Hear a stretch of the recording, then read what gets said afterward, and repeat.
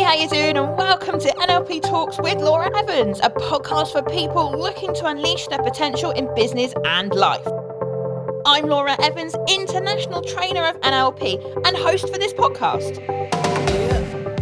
Join me in Series 2 for a magical insight into the training room, learn about NLP and hear firsthand from our students about how NLP is changing their lives. Stay tuned.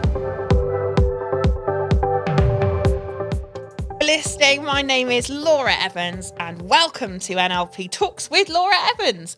I am the founder and lead trainer here at Unleash Your Potential and of course your host for this podcast series. Now today we're going to be talking about something called NLP Anchoring. So do you find that you just can't change how you feel? Perhaps you find your feelings really impact the success that you have in your day. And maybe you want a way to be able to change how you feel. Well, that's what we're going to be talking about today. So let's get started.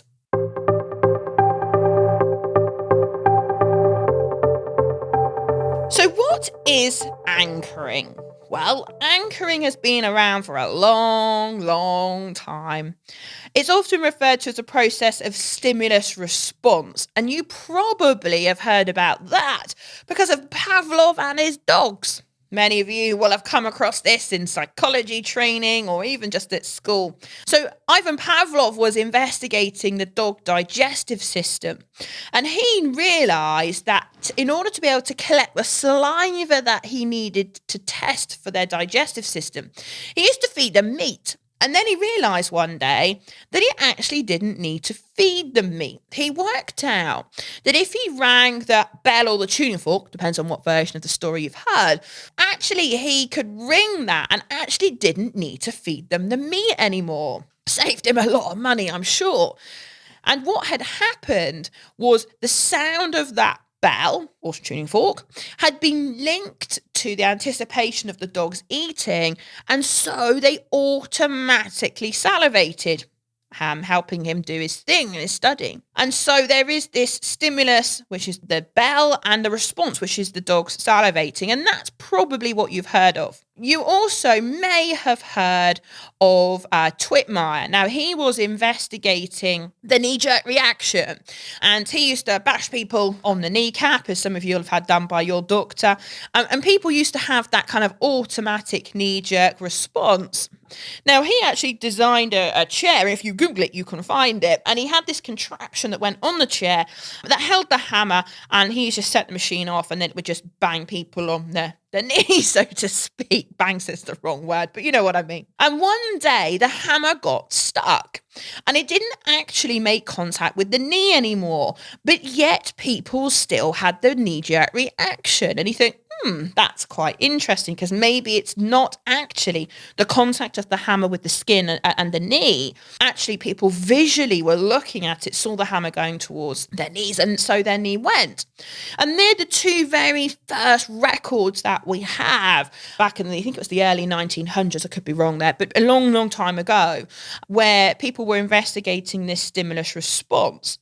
Now, it wasn't until Richard Bandler and John Grinder came along in the 70s, and actually they worked out that you can what we call anchor any of the modalities. So what we mean by that is you have visual, auditory, kinesthetic, olfactory and gustatory modalities, and actually you can link any of them. There's some really positive anchors that I have. When I was a child, I spent a long time with my grandparents living on the farm, and I used to love being on the farm. Now, the first thing that my grandpa used to do every morning when he got up was put the coffee percolator on, and that was generally about 5 or 6 in the morning. And I used to wake up, to this smell of freshly brewed coffee wafting through the farmhouse every single morning, and I absolutely loved being there. And so the smell of coffee, even to this day, when I smell freshly brewed coffee, I have that lovely, warm, loving, comforting feeling which I had when I was at the farmhouse. Now, conversely, I really struggled with languages at school. And I mean, really. It was agreed at GCSE level, which is 15, 16, for those of you not based in the UK. It was agreed I would stop learning French. I was quite disruptive in the class, but we won't talk about that today. What happened was French for me was something that I found very challenging. To this day, if I haven't done it, but if I was to go back into the classroom where I learned French, I can tell you now that would be what I call a negative anchor. So I would walk into that room, and even now as I'm talking to you today, I'm imagining in my mind's eye that room, and I can already feel my emotions starting to go in my tummy. That feeling of nervousness and helplessness and frustration because I couldn't learn it. And my disruptive behavior was born out of the frustration, if you like, of just not being good enough and not being able to do it. So we all have quite a lot of what I call accidental anchors, and people might accidentally fire them off sometimes, and that's not helpful for us necessarily, because obviously our emotions then start to go all over the place. I remember when I was at university, at the end of the night, every time we were in that ballroom and we'd had an amazing evening, drunk a few things, and the last thing they always used to play was the song Take That, Never Forget, one of my favourites. And it became anchored. And even now, if I put that song on, I'm instantly transported back to that wonderful feeling of being in that ballroom, remembering all my friends and remembering the great memories that we had. And that's there too. So they're examples of sight and smell, and you can anchor all sorts of different things, I said, with those 5 modalities. Now, when it comes to coaching, we want to help people to deliberately set up positive anchors so they can use them in the future. So the design of an anchor, when we do one with a client, is so critical. When someone says to me, Laura, can you help me with some anchoring? Yep, absolutely. But my next question is, when are you going to use it and what do you want it for? So let's say I'm working and I'm coaching someone for interviews, and they say to me, look, I've got an interview coming up and I'd really love to be able to feel calm and confident. Great. Then I can help them set up an anchor which they can fire off when they want to be able to use them and help them better perform. We have a saying in NLP, there are no unresourceful people, only unresourceful states. And what we mean by that is actually, do you know what? If you sometimes want to be able to improve your performance, then actually just changing your emotional state will have an impact. I mean, think for a moment, if you were to get out of bed in the morning, the wrong side of the bed, and you kind of stubbed your toe, the dog ran down the street, you ran after her, the pea kit got left at grandma's, really stressful morning. If you didn't change your emotional state that day, I bet you the rest of that day would turn out just as bad. However, being able to change your state in a moment is really important because it changes your outcome. I'm an NLP trainer, as you know, and some mornings I'll get up and I'll have a hell of a morning before I get to the training room. But I know as soon as I walk in that training room, I have to get myself in the right emotional state for the day, because if not, I will not perform at my best and my students won't get the best out of me and I won't be able to help them in the best way. So there are no unresourceful people, only unresourceful states. So being able to change your emotional state in a moment is hugely, hugely valuable. Now, what I'm going to do with you now is I'm going to help you to create a little anchor. Now, obviously, we're doing this remotely. I'm recording a podcast for you. And so you have to expect a little element of, maybe it might not go perfectly, but I still want to help you try and do this. So what we're going to do is we're going to create what I call an excitement anchor. So this is really useful whenever you want to change your emotional state to feel excited. And we're going to use the finger and thumb. So on one of your hands, it doesn't matter which, I want you to be looking at your thumb and your little finger. And what we're going to be doing is, as you experience these emotions in a moment, I'll talk you through the process.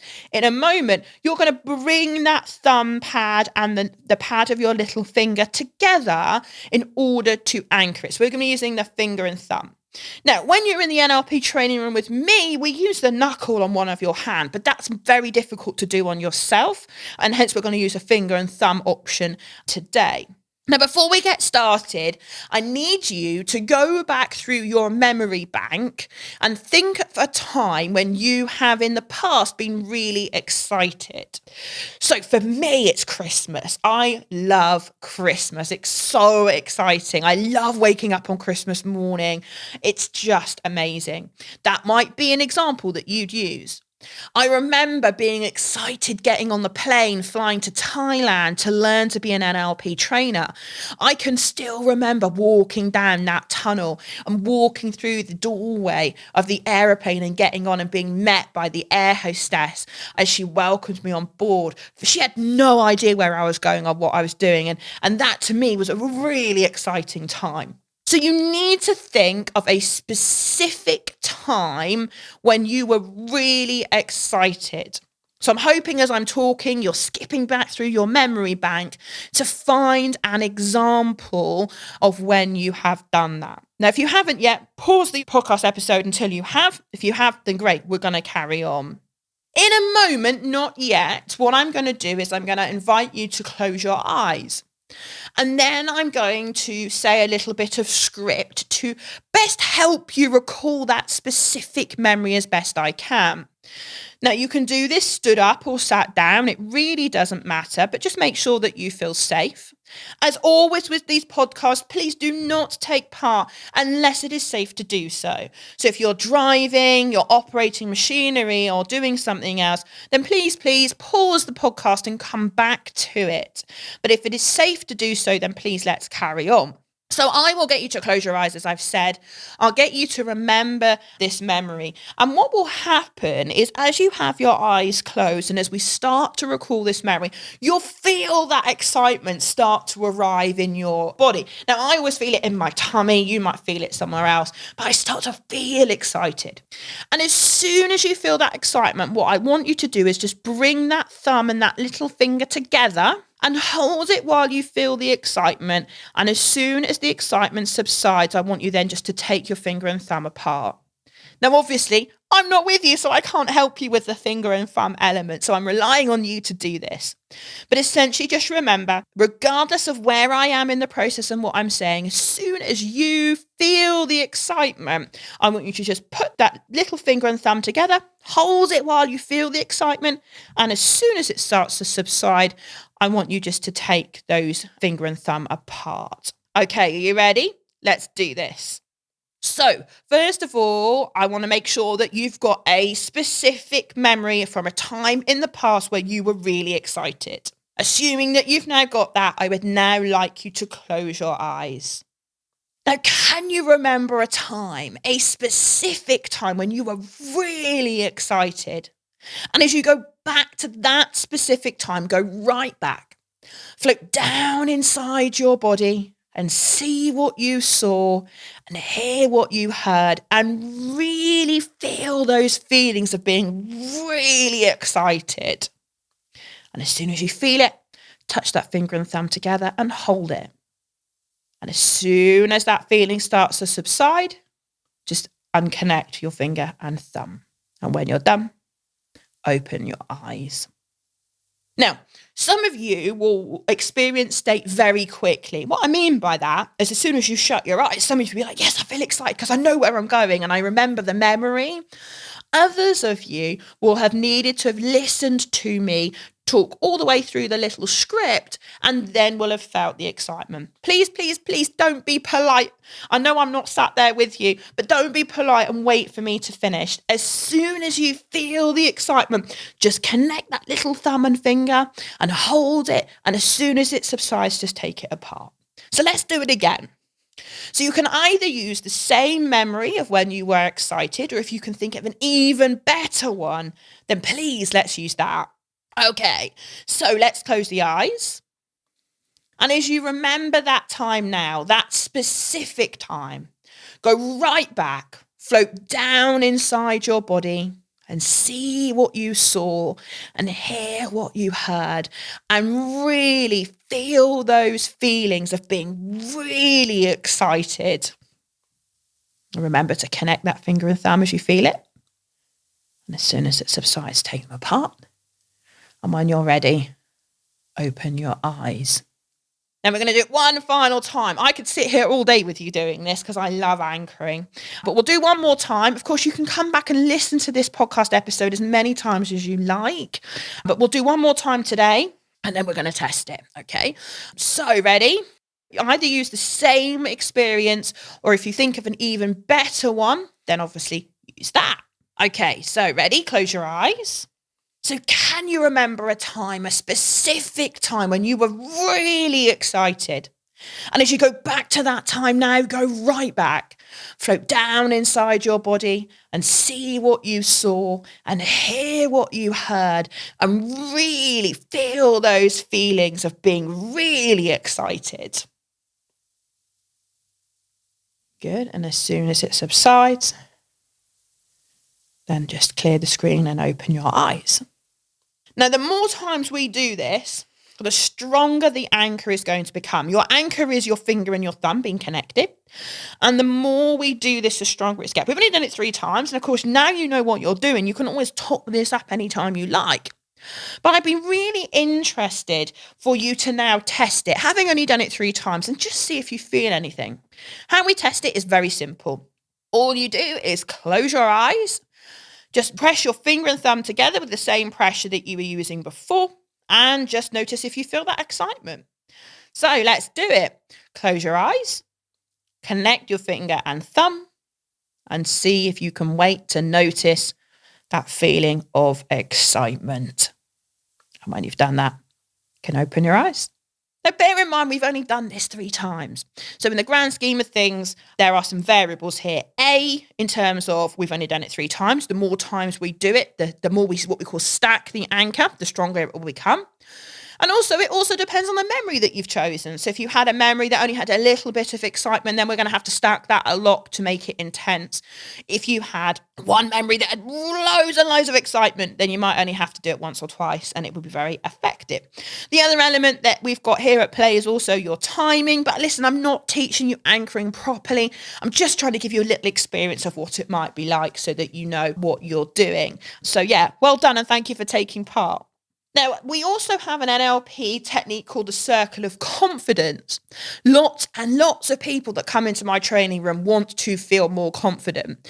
Now, I'm not going to take you through that exercise here on the podcast today, but if you go to our website, nlptalks.com, find episode 5, which is today's episode, you will see the circle of confidence process. It's a 2-page document which I've typed up for you, and you can go download that and use it to help you create what we call a circle of confidence. And I know you're going to love it. So please do go and check that out at nlptalks.com.